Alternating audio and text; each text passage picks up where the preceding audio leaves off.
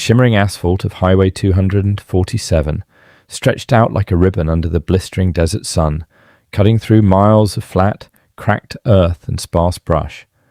Deep within the quiet isolation of the desert, a dark vintage muscle car made a fateful wrong turn that would pull its occupants into a nightmare. Inside the vehicle sat Bruce and his young son, completely unaware of the danger lurking just down the road. For the locals who knew this stretch of highway, avoiding it when the local biker gang was out riding was an unwritten rule of survival. Unfortunately, Bruce and his son had no way of knowing that a violent biker gang ruled this particular stretch of tarmac. As the car moved forward, the road ahead suddenly became blocked by a wall of 6 heavy motorcycles. Their metallic frames cast long, sharp shadows across the hot asphalt in the late afternoon light. Without warning, one of the bikers dismounted and walked straight toward the driver's side door, where Bruce's son was sitting trapped inside. Acting on pure parental instinct, Bruce threw open his door and stepped out, moving quickly to cut the man off before he could reach the child. He wasn't fast enough to stop the confrontation entirely. Before Bruce could fully secure the space, 5 more imposing men closed in around him from all directions, tightening a suffocating circle. The first biker reached the car door, gripped the handle, and found it locked. Frustrated, he slammed his heavy palm flat against the window glass, inches away from the terrified boy's face. "Leave the car," the biker demanded. Bruce didn't panic. Instead, he stepped sideways, deliberately shifting the angle to draw the man's attention entirely onto himself. Seeing an opening, the biker left the car door and closed the gap rapidly, chest first, merging seamlessly with the other 5 men who were now facing Bruce as a unified wall. Bruce stood completely still, his hands loose and relaxed at his sides, maintaining an eerie composure. Behind the protective glass of the vehicle, the boy's breathing pattern shifted drastically, panic setting in as his hand instinctively slid toward the door handle. Without even turning his head to look, Bruce caught his son's movement, speaking softly to calm him. "Stay inside," Bruce instructed quietly. The lead biker stepped directly into Bruce's personal space, closing the distance until their chests almost touched. Behind Bruce, another member of the gang shifted his weight deliberately, sliding into position to block any possible path back to the vehicle. The lead biker reached out a heavy hand and planted it flat against Bruce's shoulder. 7 seconds. That was all the gang believed it would take to break them. Every single one of the bikers wore a confident, mocking smile as the confrontation reached its boiling point, completely unaware of what they had just walked into. The pressure on Bruce's shoulder remained steady as the lead biker demanded the keys be dropped to the ground. Bruce stood his ground, refusing to comply with the order, making it clear that he would not yield easily. When the leader repeated his demand, Bruce calmly stated that he had heard him the first time, maintaining complete control over the tense situation. He shifted his weight with slow, deliberate movements, taking half a step back toward the car door to test whether the enclosing circle would give him even a fraction of space to retreat.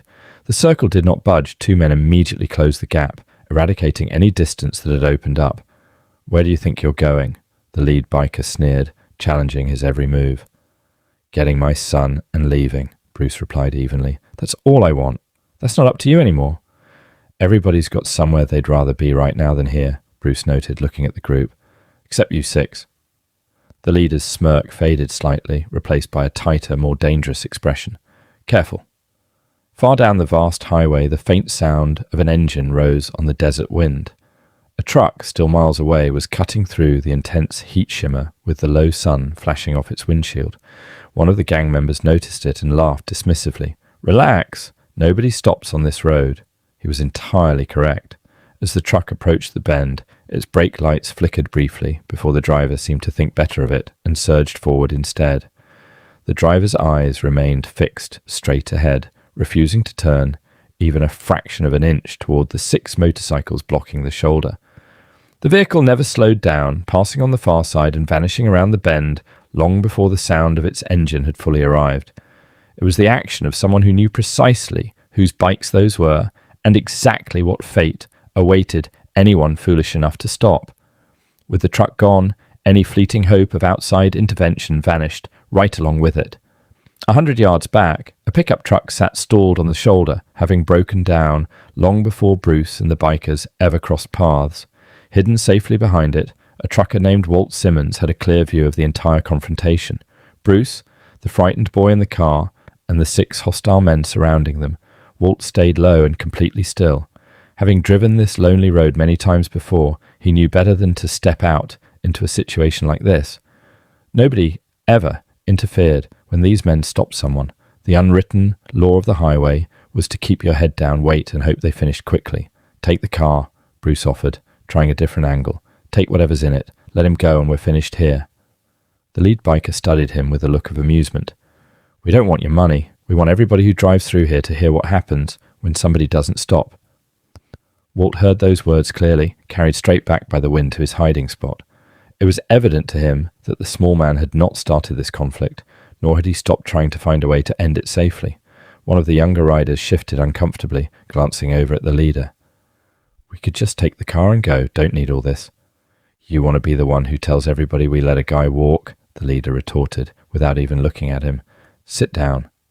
To ensure complete control, 2 of the men peeled off and widened their positions, one heading toward the shoulder and the other moving into the open desert behind the vehicle to cut off any remaining escape routes. Flat, cracked earth stretched for miles in every direction, offering zero cover and nowhere to run that wouldn't leave the boy vulnerable to strangers or separate Bruce from his child. Simultaneously, 2 more riders walked their heavy motorcycles forward and laid them directly across the road behind the car, boxing it in completely. Metal scraped harshly against asphalt as the final bike settled into place, leaving no direction unblocked. The leader ordered one of the men to check the vehicle, and the man popped the trunk, digging through a duffel bag to find only clothes, a spare tire, and a folded map with the wrong turn circled in pen. Declaring that there was nothing of value, the leader dismissed it, stating that they were not doing this for cargo. He began to circle Bruce slowly, studying him like a man evaluating something he hadn't yet figured out how to break. Bruce's eyes flicked toward the car for a fraction of a second to find his son's face through the glass, just long enough for the leader to catch it. Worried about the kid? The leader mocked. Smart! Should have thought about that before you drove through here. I am thinking about him, Bruce replied steadily. That's why you should let this go now. The leader let out a short, ugly laugh. You hear this guy? Still giving orders. He turned to his crew. You believe this? A few of the men chuckled along, confident in their dominance over this stretch of highway. Inside the car, the boy suddenly found the horn and pressed it hard, sending 3 short bursts cutting through the desert silence. A man near the hood spun around with a twisting face and slammed his palm flat against the windshield glass, silencing the noise with his body weight. The boy flinched back with shaking hands, abandoning the horn. From behind his truck, Walt watched the hand hit the glass and felt his stomach drop. Yet what stood out to him, without knowing why, was the small man in the grey shirt. Surrounded by 6 hostile men with his child trapped, Bruce's shoulders hadn't climbed an inch toward his ears. It looked less like fear and more like complete patience. Tell him to stop that, the leader snapped. He's a kid, Bruce said. He's scared. He should be. The boy unbuckled and dropped low beneath the dashboard, arms over his head trying to vanish into the tight space as his breath came in short, uneven gasps. Meanwhile, one of the gang members pulled a length of chain from his jacket, wrapping it slowly around his knuckles, link by link, while keeping his eyes locked on Bruce. A second younger man stepped forward too fast with raised fists, but the leader threw out an arm to stop him. Not yet, the leader commanded, tightening his grip on Bruce's shoulder. Let him kneel first, right here, let everybody see it. Bruce stood immobile as the leader ranted about how everyone who had ever stood there ended up down in the dust. Without turning his head, Bruce spoke softly toward the car. Almost done. Stay down. The leader spat on the asphalt near Bruce's boots, demanding compliance and playing to the audience of his men. Bruce replied calmly that the gang leader still hadn't decided what happens next, and that he could still walk away, adding that a dozen people had seen them stop for gas an hour prior and would remember the car. The leader's face flickered with momentary calculation before hardening again, dismissing the warning. Behind the car, another man worked a flat piece of metal into the seam of the passenger door above the lock, twisting it back and forth until the lock began to give. As the boy scrambled across the seat, Bruce moved on pure instinct, taking one step toward the car and exposing his back. Misinterpreting this as a man finally breaking and giving up, the leader grinned and closed his hand casually around Bruce's shoulder, treating it like the show was over. For half a second, time seemed to freeze on the empty road. Bruce's eyes swept the circle, measuring distance and weight. The leader's grip pressed down for a final test, waiting for the flinch that never came. That was the first wrong thing. The second wrong thing happened instantly. As the leader's grip tightened out of instinct, Bruce's hand came up, caught the wrist, and turned it hard against the joint. The leader's shoulder rotated violently before his brain could process it, his balance breaking instantly as he crashed face first into the asphalt, the impact knocking the wind out of him. 1 second gone. The man near the car lunged, but Bruce closed the distance instantly, driving a sharp, flat palm into his chest and sending him stumbling backward into his teammate. Both tangled at the knees. 2 seconds gone. The man with the chain swung wide, but Bruce stepped straight inside the arc and drove an elbow into his ribs. The chain and the man both crashed down to the asphalt with a heavy clatter as air evacuated his lungs. 3 seconds. A fourth man rushed in low for the legs, but Bruce met him with a perfectly timed knee to the shoulder that stopped him mid-stride like a brick wall. 4 seconds. The fifth man hesitated, watching 4 friends fail in the span of a breath, and that hesitation doomed him. A single strike to the jaw folded his legs beneath him boneless. 5 seconds. The sixth man broke and ran back toward his bike, boots slapping the pavement untouched and leaving Bruce behind. 6 seconds. Behind his truck, Walt watched the blur unfold, later unable to recall the exact order of the chaos, only seeing the moment before and the moment after. The leader pushed himself up on one arm from the dust, bleeding from the lip and staring at Bruce in disbelief. 7 seconds, it was over. The leader remained on the ground, pushing himself up on one arm while wiping blood from his mouth, staring at Bruce as if the desert road itself had turned against him. 7 seconds had completely rearranged reality. 4 men were down in the dirt. One was backing away, clutching his ribs in agony, and another was straddling his motorcycle with hands shaking too violently to find the ignition. For a long, tense moment, nobody on that stretch of highway moved at all, the wind continuing to drag grit across the cracked asphalt. Bruce turned slowly back toward the car, his breathing entirely steady and unchanged. Behind him, the man with the injured ribs took a halting step toward a bike, his hand reaching nervously for something strapped near the seat. Recognizing the lingering danger, the leader, still down in the dirt, barked a single sharp word, "Don't!" The man froze, his hand hovering over the gear before lowering it slowly as he stepped back. Bruce pulled open the car door. "You okay?" The boy nodded frantically, his eyes still wide as he watched the hostile men lingering behind his father. "Stay right there," Bruce instructed. "Not yet." 4 men down and 1 running away did not mean everyone had accepted defeat.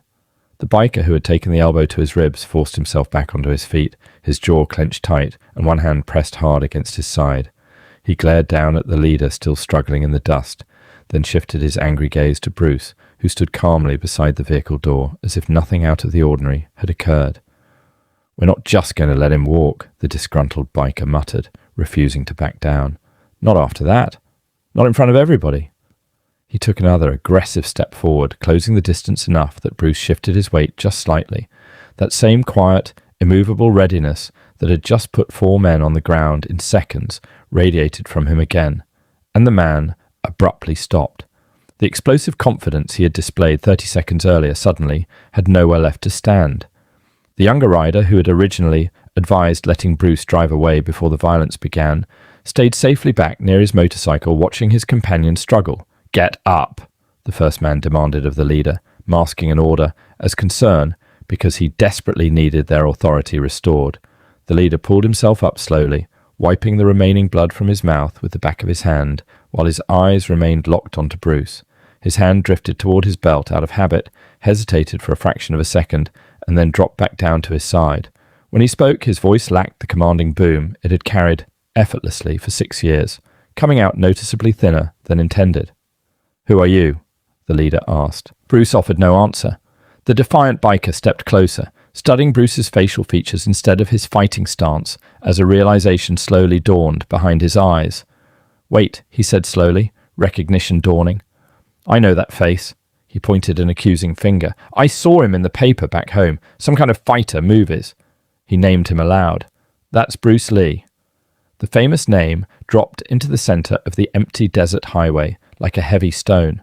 For a brief moment, absolute silence claimed the road, even the wind seeming to hold its breath. "You sure?" the leader asked, disbelief coloring his tone. "I'm sure. My sister dragged me to one of his films last year. Same face, same everything." The leader's eyes darted back and forth between the man's pointing finger and Bruce's calm expression, desperately searching for a flaw in the claim, but finding none. It made complete sense of the impossible balance break, the lightning-fast elbow, and the single strikes that had neutralized grown men in under a second. It was technique forged over a lifetime, mastered with the same quiet dedication the leader had used to train his own hands on a throttle. Bruce Lee, the leader repeated quietly, testing the heavy weight of the name. He looked at Bruce not as a small, quiet stranger anymore, but as a living legend pulled straight from a flickering movie screen. Doesn't change what happened, Bruce stated calmly. Just means you know why. The man with the chain, still sitting defeated on the asphalt, let out a short, humorless laugh, not mocking Bruce, but mocking himself and the illusion they had lived under. There were 6 men who had spent years ruling this highway as kings, only to discover in 7 seconds exactly where they truly stood. "We're not doing this," the leader declared, addressing his own crew rather than Bruce. "He put 4 of us down," protested the stubborn biker. "We're just going to let that go." "Look at him," the leader retorted sharply. "You want to be the next one on the ground? Go ahead." Nobody stepped forward. The man with the chain winced as he spoke through physical pain. "Man's right. I felt what that was. Ain't nobody here walking through that twice." That final admission settled the matter. Slowly, the remaining members eased backward, the bravado draining entirely from shoulders that had been squared for violence only moments before. Only the stubborn biker held his ground, glaring at Bruce. "Easy," the leader cautioned him softly. "It's finished." "Says who?" "Says the 6 of us standing here instead of 1. The leader's voice turned hard. "Count how many of us are still on our feet clean. Now think hard about being the 7th name on that list." The man's jaw worked angrily before his eyes met Bruce's unwavering gaze, finally understanding the profound gulf between them. Recognizing there was nothing left to win, he took a step back. The leader cast one final look at Bruce, acknowledging a level of mastery that completely eclipsed their small-town dominion. "Get in your car," the leader instructed quietly. "Take your kid. Go." Bruce did not move immediately. He carefully assessed the group to ensure their words genuinely matched what they intended to do next. The discarded chain lay abandoned on the dark asphalt, and none of them made a single move toward it. "Go," the leader repeated, his voice softer this time. Bruce opened the driver's side door and looked back. "Get in the back," he instructed his son. "We're leaving." He slid behind the wheel, started the engine, and checked his rearview mirror. 6 men stood scattered across the roadway behind them, some upright, others still struggling to find their footing, all staring intently at the vehicle instead of each other. Bruce pressed the gas and eased forward slowly, giving them one last opportunity to change their minds if they wished. This time nobody blocked his path. The men who were able to stand stepped aside silently, while the rest watched from the ground. The car rolled past the discarded chain and the boxed-in motorcycles, accelerating steadily toward the open bend ahead. In the mirror, the figures of the 6 men shrank smaller and smaller against the vast desert backdrop until the final motorcycle vanished completely, leaving nothing behind the car except an empty highway and heat shimmering off the road. Far back near his parked rig, Walt Simmons waited until the black car had completely disappeared and the remaining bikes had ridden off in the opposite direction. Only then did he emerge from his hiding spot, his hands still shaking harder than they had over the dead wheel bearing. An hour later, he got his truck running and drove straight to the next town, where he recounted the unbelievable scene to a local mechanic, still struggling to process what he had witnessed. News of the encounter spread rapidly from there, passing through retelling so many times that even Walt could no longer guarantee whether he remembered the exact 7 seconds correctly. He only remembered how it ended. 4 men down, 1 gone, and a boy who never had to find out how close he came to tragedy. Locals who travelled that stretch of highway later that summer reported that the gang still rode the route and occasionally stopped cars, but the atmosphere had fundamentally changed. The leader who had once forced travellers to their knees never asked anyone to kneel again, and nobody ever heard him raise his voice in that same domineering way. Only the 6 men standing on that isolated stretch of road truly understood why. Inside the car, the young boy remained silent for a long time, and Bruce did not push him to speak. 40 minutes later, the neon lights of the next town flickered to life against a sky turning purple at the edges. Bruce pulled into a gas station, cut the engine, and for a moment neither of them moved. Moths fluttered around the single overhead light above the pumps, while a faint radio played somewhere inside, too quiet to make out the words. It was the most ordinary place either of them had occupied in hours. Bruce turned in his seat and looked at his son properly for the first time since leaving the highway, checking his face and hands to ensure he was unharmed. The boy's knuckles were still white from gripping the seat, but his breathing had finally settled. "Dad?" the boy asked quietly. "Were you scared?" Bruce paused to think before answering, keeping the steady tone he used for all his son's questions. "I was ready," he said. "That's different." "How do you know the difference?" "Scared means you don't know what you'll do." "I knew." The boy asked no further questions that evening, but he carried that answer with him for the rest of his life, long after the exact colour of the car or the shade of the desert sky faded from his memory. He retained something else as well, something he could never quite put into words as a child. His father had never once raised his voice to end the threat. 6 men had done all the shouting that afternoon, and none of it had ultimately mattered. Somewhere far behind them, 6 men were still standing in the middle of a deserted road, confronting the reality of what it felt like to be outmatched. One wrong turn had brought them to that exact spot, nearly costing them both their lives. But it wasn't because just 6 seconds after 6 men decided a small, quiet stranger and his son belonged to them. They discovered whose road it truly had been all along.